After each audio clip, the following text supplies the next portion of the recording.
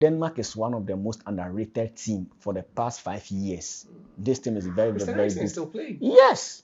They have Christensen at defense too. They have a lot of good, fine players. Yes. I don't think it's a walkover for Spain. Not at all. I can go to an extent and say it will be a win game for Denmark.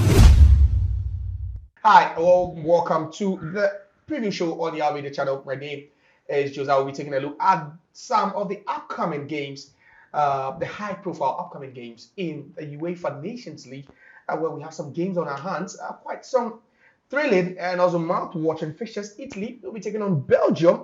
England will also be at home to Greece, where Harry Kane will be hoping to extend his goal-scoring streak for the Three Lions. As Portugal also up against Poland, where it could be Cristiano Ronaldo up against Lewandowski, and then also Denmark at home to Spain. So quite some interesting games that we'll be looking at how the advantages with regards to either side and who could end up coming up with 3 points. And I have to my right Courage, and then to my left is Atiga Mauli Force. Welcome, gentlemen. Thank you very much. Welcome. Welcome. All right, let me start off with you, Atiga. There's Italy. Italy seem to be in some fine form in the Nations League. We saw them grind some results last time out. They went to France. They won over there. They won at home. They're playing incredibly well. You think they could end up edging the Red Devils? Well, you see, traditionally, Italy is a big gun, but for the past couple of years, apart from the Nations League that they defeated, England in winning, they've not. Sorry, the Euro itself in 2022. Yeah. They've not been able to assert themselves when it comes to European football or world football currently, because they've reached out of the two previous World Cups that have been played.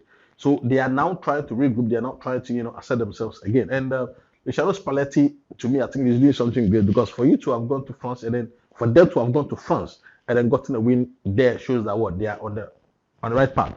And against the Red Devils, where there is a turmoil, I think that there's a problem, in Belgium, because you realize that there's a problem between Courtois and then Kevin De Bruyne, personal issue here and there. But I don't think that should have been a problem between the companies, because as a coach, these are issues that you need to manage very well. Players are going to have issues against each other, but as a coach, what are you doing to curb, the internal wranglings in order to, have a united front?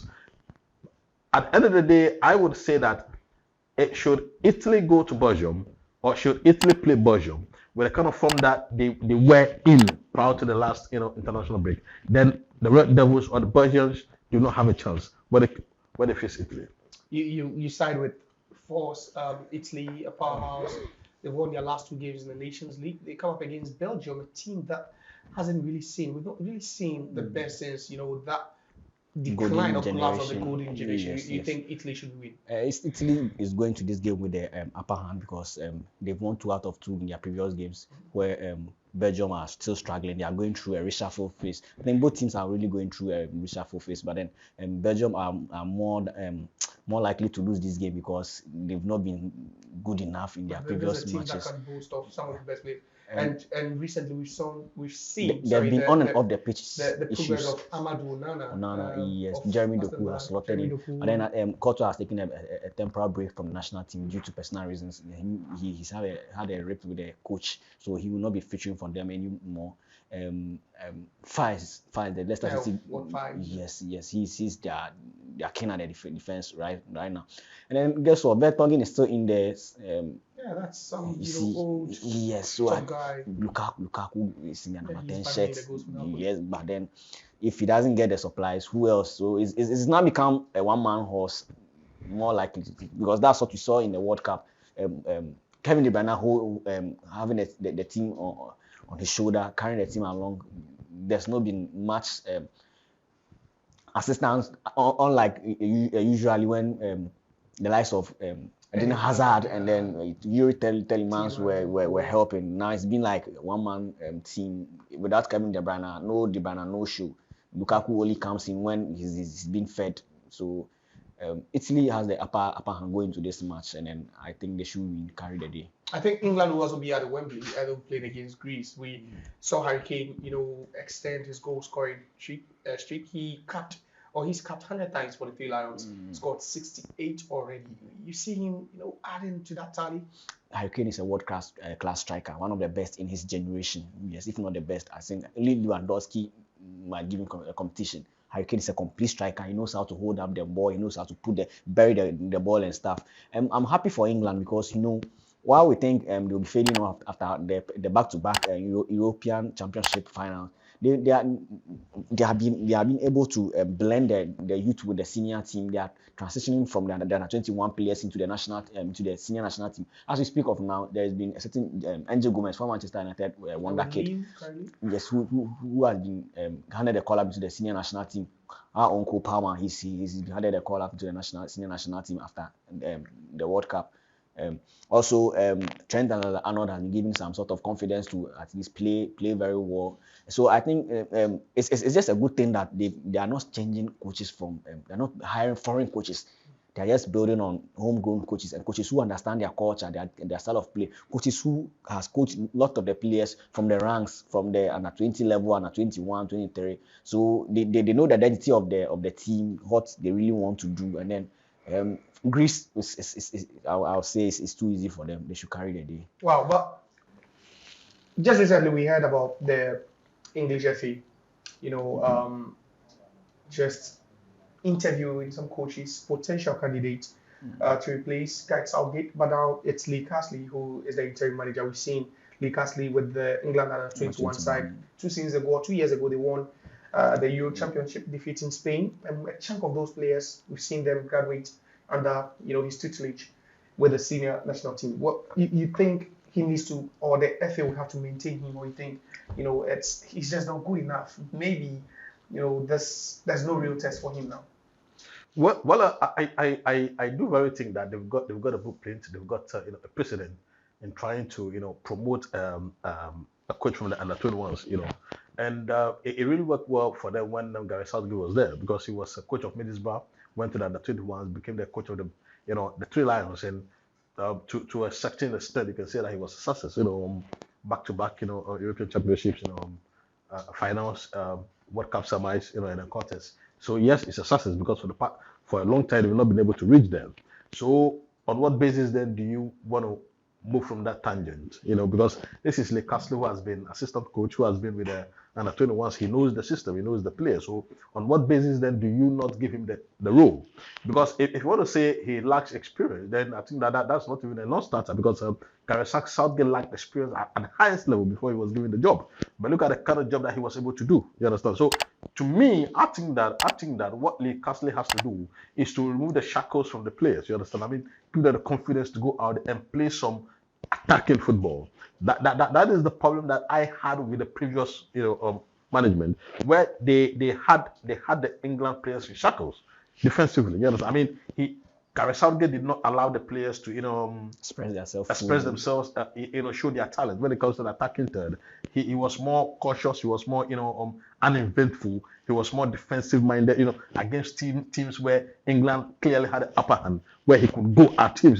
He was very careful. But Lee Castley has come in with a new energy, a new verve, a new identity, and that identity is to attack. Play some forceful attacking football. And you see, the funny thing is that he's got the players, he's got attacking players now to do that. He's got Oli Watkins, he's got Harry Kane, he's got one of the most informed players who work football now in Cole Palmer, and in the midfield he's got, like Carrie said, he's got some young players who are astute. You understand? I mean, game changers, really, I mean, fantastic ballers. In Angel Gomez.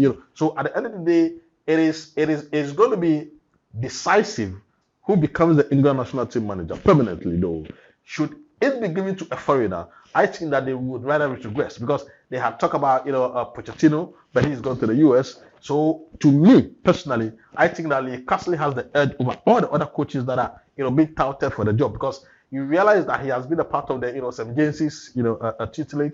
But if you look at the other coaches that they are talking to, look at Eddie Howe. He's been at Newcastle. He's done fantastic there. But look at what he's doing this season. He would have to transition from club management to what's the name of national team management, which is a totally different thing altogether. But this is somebody who is already in the system. So on what basis then should you not give him the job? Give him like a 2-year contract. Let him express himself. Let's see what he's going to do. If he's not able to, then you can just bring in somebody in. Give him the job. If he's able to, give him the conditionalities. You understand? I mean, win the European Championship, go to the semis, go to the finals, do this, do that. If he's able to, which I know and confidently can say that he can achieve them. So coming up against Greece and then Finland in this international break, it is just a continuation of what he had achieved over the past a month, because the past 2 months he won the 2 matches that he played. So this is just going to be a continuation of that, and going into the future, I think that he's got the talent, he's got the energy to re-energize and to revitalize the Two Lions. 90 seconds. There's Portugal up against Poland. We could see Cristiano Ronaldo. Currently, he's also chasing 1,000 goals. Let's not forget, and Robert Lewandowski, who scored a hat-trick for Barcelona over the weekend, being pinched against each other, 2 top number 9s in the game. In 90 seconds, who do you think would have the edge? Well, it's difficult to say, because these are 2 of the top most goal scorers when it comes to the 21st century. Even though Ronaldo clearly has the upper hand, but when it comes to the national team, you realize that Portugal has got a bit more edge against Poland. You go to the Poland national team and then you have a Lewandowski, who is the only person whom you can strongly say is going to come to the fore. Szczęsny has retired. He's just come back again, so he's not going to be part of the squad. So I think that Portugal is going to have the edge because of the quantum of quality that they have. To you, Cristiano Ronaldo, should we expect him to score? Yes, surely. Or we should expect both strikers, to prove something, exchange some. Lewandowski, I don't think his team stands a chance of winning against Portugal. Portugal has some incredible talents. They have a really some sort of squad depth, because as we speak now, Joao Felix has no place in the first 11. Yeah. He's become a squad member. Some months ago, it wasn't like that. It was Rafael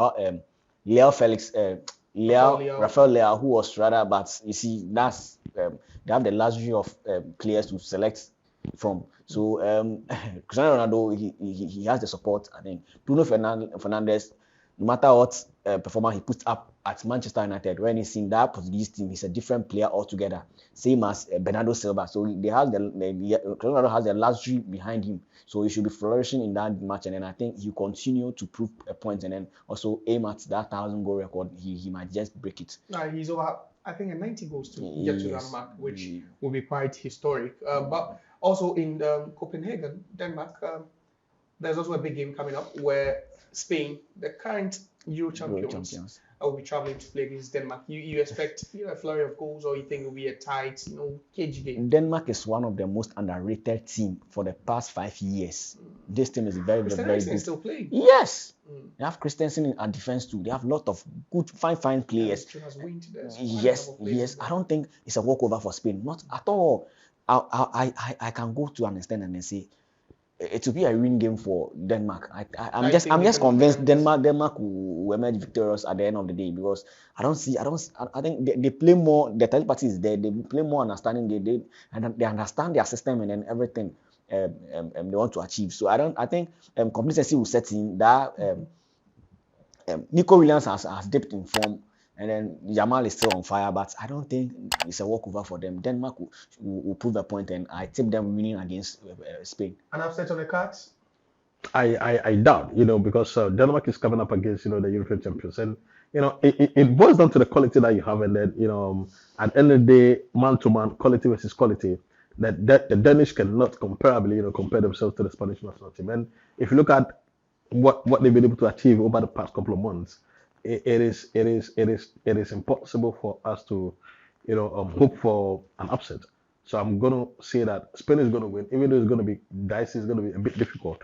But Spain should win if everything is equal. Split decision, Denmark up against Spain, UEFA Nations League. So we brought to you the preview of some major games which will be happening across Europe with regards to the UEFA Nations League. Kai says he believes Denmark could cause an upset at home against the defending champions of the European Championship. But for us, he just believes that it should be a walk in the park for the Spanish national team. Who do you think will be carrying the day? Other matches also coming up. Lee Castley's England will be up against Greece. There's Italy up against the Red Devils, Belgium. Not just that, but then also there's Portugal up against Poland in the UEFA Nations League. So I'll be looking forward to these games. I will be back to talk about them with regards to what happened in those games. Don't forget to subscribe to the RB channel and then also share and then turn on the notifications so that you will just be updated every now and then we drop the latest video. Bye.